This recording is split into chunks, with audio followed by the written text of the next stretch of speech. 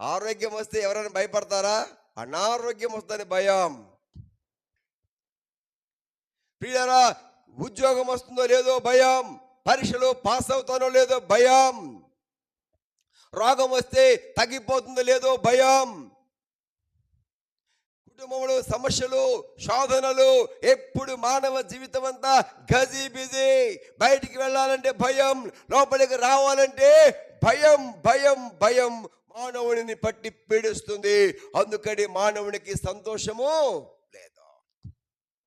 ఈ రాత్రి యేసు ప్రభువారు జన్మించినటువంటి ప్రధానమైన ఉద్దేశము దేవదూత ప్రకటన చేస్తుంది. భయపడకుడి, కలవరపడకుడి. ఏమిటి నీ భయం?